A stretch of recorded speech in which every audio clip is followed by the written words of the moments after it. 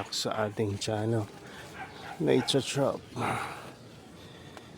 So kahapon nag-replant ako ng mga Venus flytrap. At sa totoo lang maraming namatay ng BFT. Pero praise God, kahit pa paano marami pa rin natira. So at maganda nun, may mga seed grown tayo ng mga BFT dyan. Hopefully maglabas ng mga traits, no, ng mga magaganda. Anyway, ang pinagkakabalan kasi natin ngayon puro mga tungkol sa bees. Kaya yung mga nakaraang mga panahon hindi tayo nakapag-vlog. Hapon ay nag-start ako mag-replant ng mga halaman. At doon na lang ako nagkaroon ng time. At sa tingin ko dahil tag-ulan na, it's time na ang tutukan naman natin ay carnivorous plant. Kasi ang mga bees maganda siyang pagkalibangan at i-manage kapag tag-init. Although tag-init, mainit pa rin naman talaga. Pero ngayon halos araw-araw na ulan na dito sa amin. Kaya naisipan ko pagpahingahin ko muna itong mga bees natin. At i-arrange na lang kung saan sila hindi mababasa. At kung saan sila mapapabuti ng mga lugar na posisyon. No? Marami-rami rin tayong minanage mga bees na nakaraan. At napabayaan ko nga rin yung iba dahil nilanggam. Pero hopefully makabawi itong ibang mga nilanggam.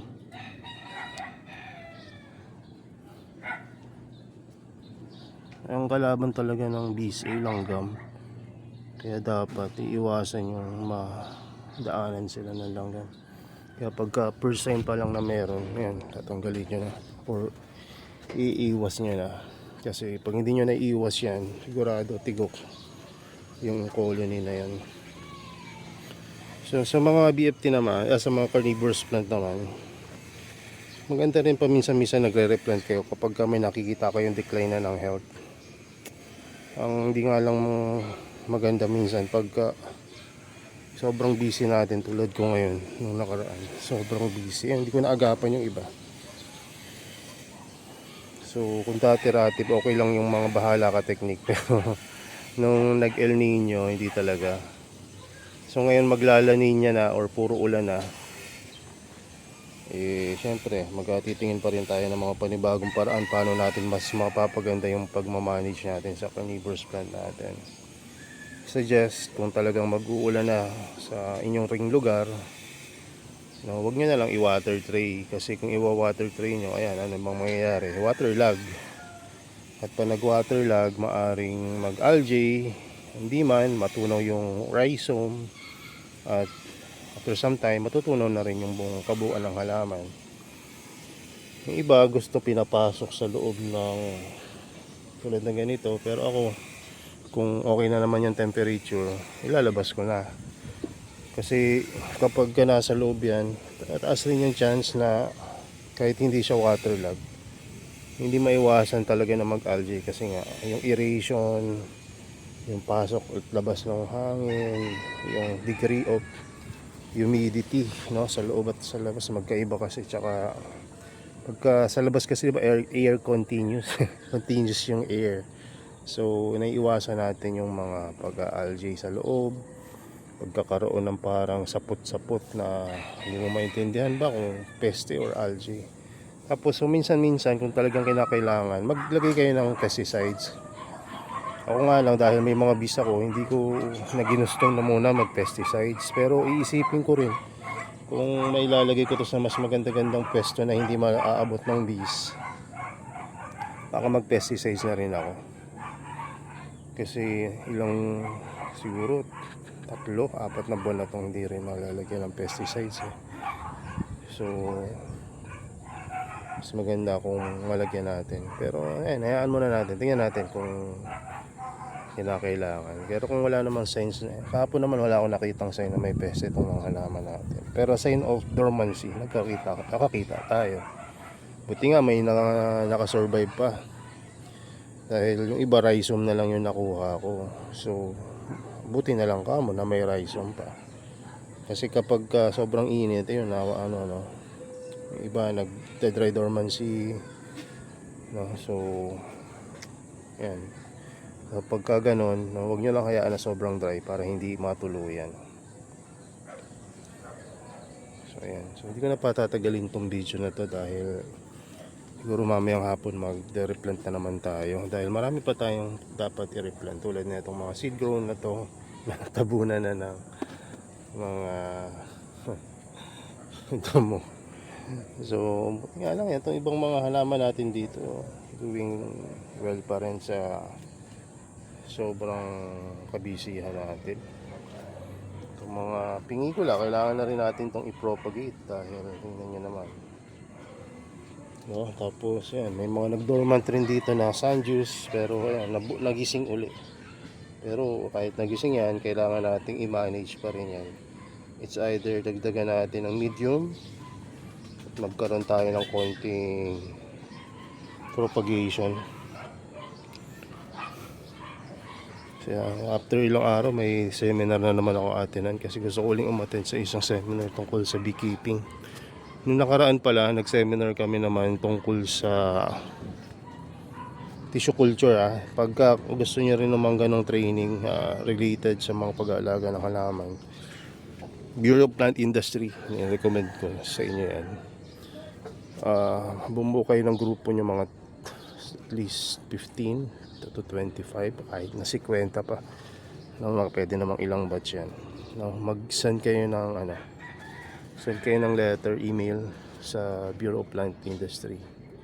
Tapos ayan, pagka na-approve, no, ayan, bibigyan kayo ng mga resource person tungkol sa tissue culture at kung iba't ibang klase ng kaalaman tungkol sa pagtatanim.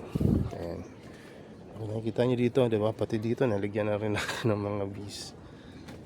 Kaya bakit nga ba tayo nalulung sa bees, no? Kasi itong mga bees, malaki nitutulong sa environment. Pangalawa, pagka na-establish nyo na yung mga colonies nyo, medyo madali-dali na yung buhay dahil hindi na sila nalanggamin pagka nilalanggam pa rin pero hindi nadedependa nila yung colony nila. So talaga siguro pagka nalibang ako sa isang bagay at nagustuhan ko, talagang ubos yung oras ko dun sa ganong klase ng libangan. Hirap sa no, ganun yung may mga ugali rin siguro tulad ng kanila. Pagka kumbaga mga napapasarap ba yung mga pag-alaga ng mga halaman or ito sa akin in my case na ng bees. So ito lang yun naman yung update natin.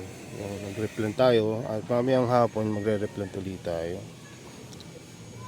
May mga magaganda pa naman nag-survive tulad na itong red dentate. Yung iba hindi ko muna ini-out kasi kumbaga yung mga yung mga sa tingin ko para sa akin mga kanais-nais pa yung itsura. Iba kasi hindi na ganun kaganda, kumbaga gigising lang. Tulad ng mga yan, di ba? Mga upright pero ilan pa lang yung mga tubo nila. So ayoko naman i-out yan dahil pagka dumating sa inyo yan, syempre mas bawas na. Mabuti kung buhay pa makarating sa inyo. Kung patay, di pare-parehas tayo mga problema. But anyway, darating yung time mag-out-train ulit tayo. Pero nag-iisip na ako kanina magkuli-kuli. May message ko na lahat ng mga dati kong pinagkukuhaan ng mga iba't ibang kultiba.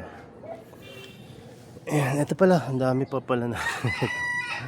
Inisip ko kung ilagay ko to doon pagka nagtag-ulan, pwede naman. Basta't may enough shade, kasi pagka tag-ulan na pwede naman itong mabasa basta't hindi naka-tray. So yun lang muna at sana sa panahon ngayon nabibisa rin kayo maghugas ng medium tulad ko at mag-replant, once naman ma-replant natin yung mga halaman natin, waiting game na lang yan. Tapos kung may mga naitanim nyo na, na-replant nyo na, tapos may mga tumubong tulad yan, mga damo, ayan, tanggalin nyo lang kasi sa umpisa lang rin maganda yan, parang di ba, wild or very lush yung itsura niya. Pero pag tumagal yan, pag natabunan yung halaman nyo, problemang malaki yan dahil tutubuan yan lahat ng parte, no? It's either yung halaman nyo yung mag-outgrown sa mga grass or yung grass yung mag-outgrown sa halaman nyo. At most of the time, kung hindi naman ganito kayabong yung mga halaman nyo, grass talaga yung mananalo dyan. Lalo na kung maliliit na halaman or mga layo-layo yung halaman nyo. Kaya ayun, no, i-control nyo lang yung mga damo. Kung kaya nyo tanggalin lahat, at least bawasan nyo. So ayun lang muna, at salamat sa panonood ninyo at hopefully nasa mabuti kayong kalagayan. Kung may mga tanong kayo na sa tingin nyo kailangan natin i-discuss ngayong season na to, message lang kayo kasi kailangan ko rin ng mga ideas na mga pwede kong ituro sa inyo na ayan, pwede kong ituro sa inyo about doon sa pagtanim ng halaman. Ayun lang, God bless and bye bye.